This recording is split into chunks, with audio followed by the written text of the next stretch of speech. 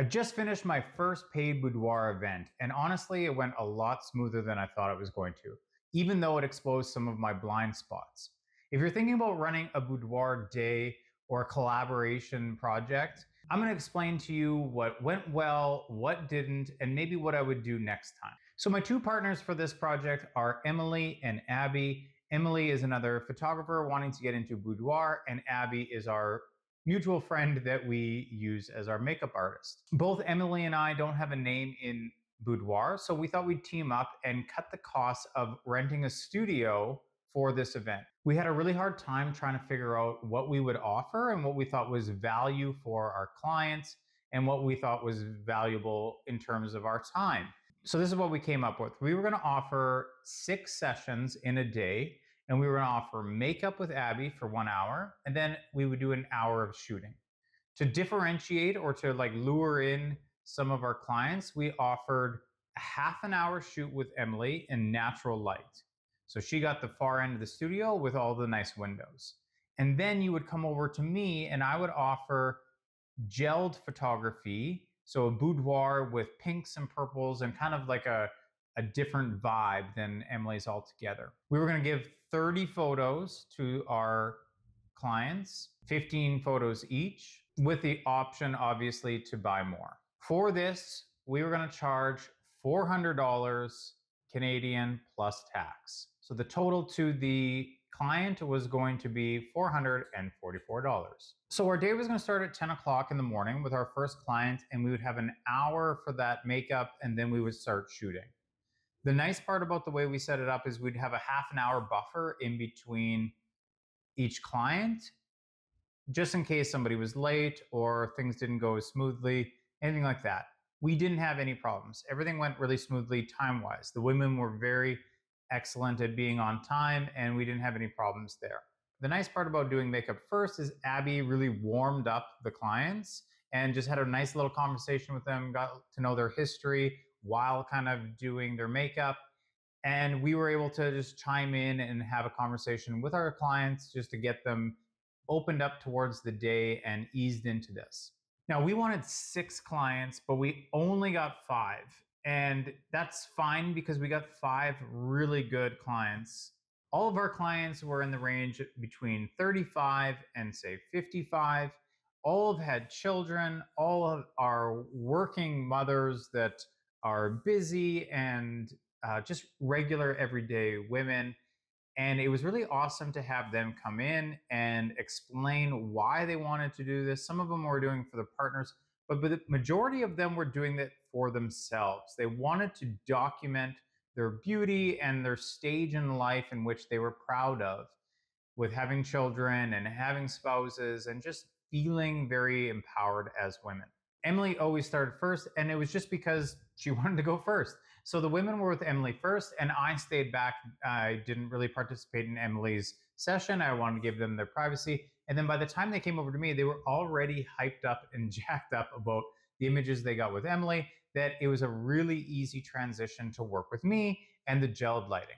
Now, the only difference between my shoot and Emily's shoot is that I had lights to move around and make sure that the technical side was a little bit more dialed in than Emily's natural light photo shoot on the other side of the studio.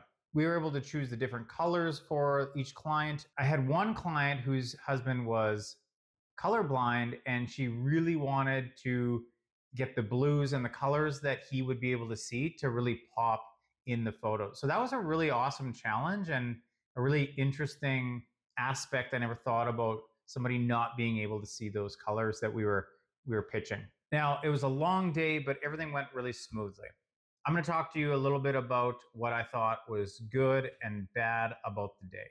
Good, we had amazing women, amazing shots, a lot of positive reinforcement of our feelings towards beauty and the beauty around women and aging and just being, I think, as humans. So that was very positive feedback from the photos that they were able to see on the back of our cameras. Timing wise, that all went really, really well. We were able to get people in and out, and it was a smooth day that day. We were never falling behind, or we were never able to give attention to our clients. So that was excellent. a couple of areas where we thought maybe we were incorrect in our pricing or wrong in our pricing. The ladies thought that they were getting only 15 photos for $400 and were quite su- pleasantly surprised that we were offering them double of what they thought for the same price. So that immediately told me that, oh man, we totally undercharged ourselves, because they would have paid, for 15 photos and that same amount of price. We did get a couple of tips from some of the ladies, so that was really nice. But right there, as soon as all of them really clicked in that they were getting double what they thought, I realized, Emily and I both realized that we had undercharged ourselves for the day, which doesn't matter. It was wonderful. So, in terms of profit and costs, we charge $440 per person. $100 of that, each person is going straight to Abby. We paid her $100 per person, $500 goes to her right off the top. Secondly, we had to rent a studio. It was $480. It was $480 for the studio for the day. So right there, we have roughly $900 of our total profits eaten up into overhead. That leaves roughly $600 for Emily and myself. $600 profit for a day's work. I would say we were undervaluing what we were giving, or we were giving too much in return. So I would maybe adjust our pricing. Ideally, I think we would both want $600 per session, but we're just beginning. So I would adjust my pricing. The other thing that we haven't figured out completely yet is maybe the workflow. I'm offering 15 images that they select. If they want more, they can pay $15 more for me retouching the other images. I know people on YouTube will probably say, "What are you doing?" And go ahead, tell me what I should be doing if I'm completely wrong on my price per image extra. But that's what we offered this time, and that's what we're trying to figure out. So the opportunity for upselling and increase revenue, we're probably not getting the most efficient amount of money in return. And then lastly, one positive area of learning is, in order for somebody like me who doesn't normally do boudoir, or Emily who's just getting into it as well, is that I used Facebook ads for this. I would post on Instagram and then I would boost it through Facebook ads. And really, that was the only way that I was able to get these clients, because I don't know any of them. And they saw each and every one of them saw it through Facebook ads. So I really have to thank Facebook ads for getting those clients that I couldn't get organically, and neither could Emily. The annoying thing about Facebook ads is that I had clicked a Facebook AI tool that said that it was going to optimize the best clients for me. And I thought that would be within my area, but I was getting messages from all over Canada interested in the ad, but they didn't live anywhere close to me. So then I had to stop that AI tool, and then I had to focus only on my city and surrounding areas. I also didn't like the amount of fake messages that I got from Facebook ads.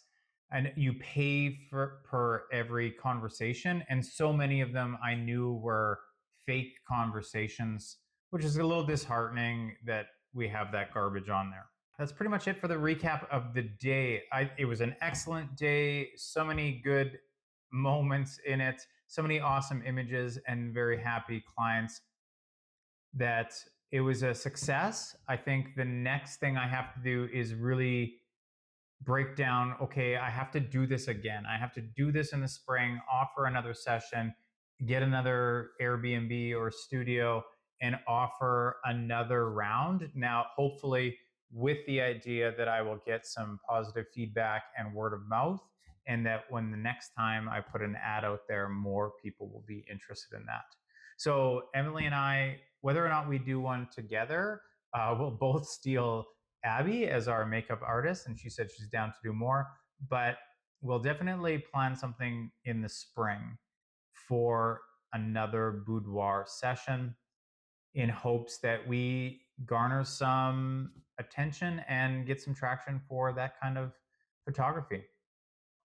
Okay, that's it for today. My name is Chris Hartman. I am a Regina, Saskatchewan based photographer, and I just wanted to share with you my experience with Boudoir, my first paid collaborative gig that I wasn't begging friends and family to shoot with, and I would say that it was overall a success. Thanks for watching. If you have any questions, please leave a comment below and I will get right back to them. Thank you again. Have a wonderful week.